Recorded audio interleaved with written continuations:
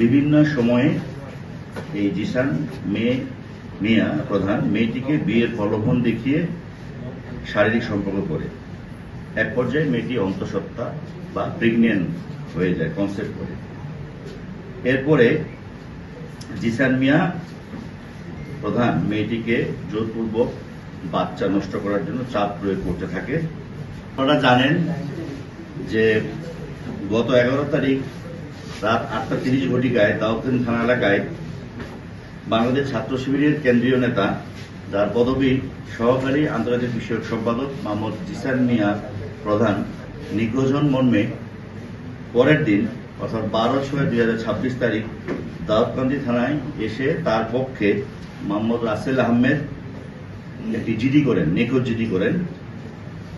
নিখোঁজ জিডির পরেই আমরা বিষয়টিকে খুব গুরুত্ব সহকারে নিই, যেহেতু উনি একজন কেন্দ্রীয় নেতা। এর প্রেক্ষিতে আমাদের একাধিক টিম, ডিবি এবং থানার একাধিক টিম এবং অফিসারবৃন্দ মাঠে নামে তাকে উদ্ধারের নিমিত্তে। উদ্ধারের অভিযানের এক পর্যায়ে আমরা প্রথমে একজন ব্যক্তির খোঁজ পাই, তার আপন চাচাতো ভাই, নাম সজীব। তার কাছ থেকে আমরা একটি তথ্য পাই যে 5-6 মাস পূর্বে ফেসবুকের মাধ্যমে দাউদকান্দি এলাকায় একটি মেয়ের সাথে জিসান মিয়া প্রধানের পরিচয় হয়। এই পরিচয় সূত্র ধরে তাদের মধ্যে মোবাইল ফোনে কথাবার্তা শুরু হয়, একটা পর্যায়ে প্রেমের সম্পর্ক গড়ে ওঠে। আমরা আরো জানতে পারি যে গত 20/5/2026 তারিখে দাউদকান্দি থানাধীন জিসান, যিনি নিখোঁজ ছিলেন, তার ভাড়া বাসায় ভিকটিম মেয়েটিকে জিসান মিয়া ধর্ষণ করে এবং মেয়েটি ধর্ষণের শিকার করে।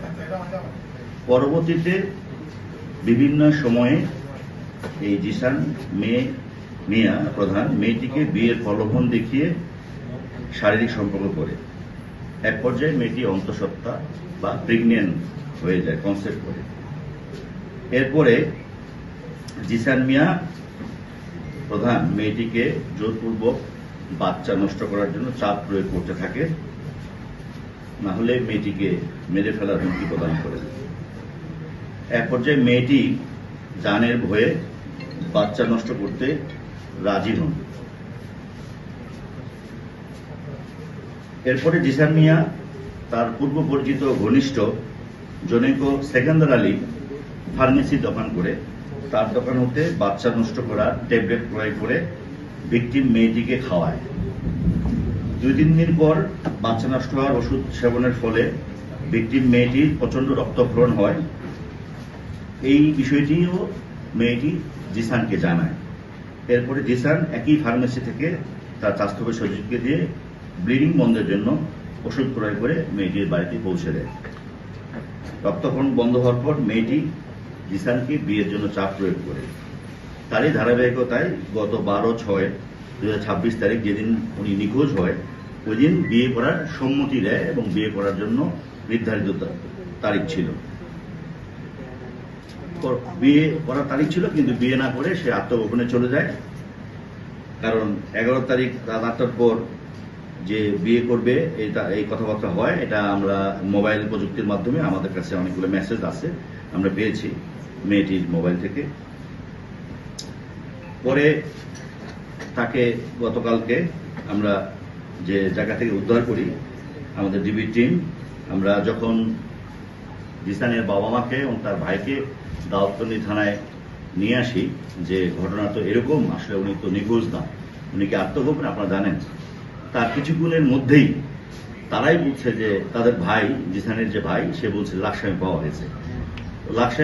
লাকসাম পরে আমাদের আরেকটা টিম এবং আমাদের লাকসাম থানা ওসি, সার্কেল এসপি লাকসামের রেজিস্ট্রেশনের পাশে গিয়ে আমরা তাদের দেখানো মতে এবং যারা দেখিয়ে দিই তাদের নামও আমাদের কাছে তালিকা আছে, আমরা জিসানকে পাই। প্রথমে লাকসাম হসপিটালে, এরপরে আমরা উন্নত চিকিৎসার জন্য আমরা নিয়ে আসি আমাদের কুমিল্লা মেডিকেল কলেজ বিশ্ববিদ্যালয়ে। এখানে সে নিবিড় পরিচর্যা এবং তার সমস্ত শারীরিক টেস্ট করা হয়। আমি আপনাদের দিয়ে দিব। তার শারীরিক টেস্টে সবগুলি রিপোর্টে নেগেটিভ আসছে, অর্থাৎ তার কোনো শারীরিক অসুস্থতা নাই।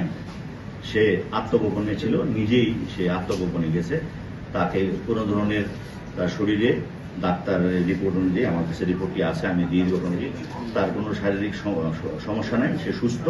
মূলত এই যে মেয়েটিকে বিয়ের প্রলোভন দেখে যে শারীরিক সম্পর্ক, ধর্ষণ, এই বিষয়ে আত্মগোপনে এসে গেছিল।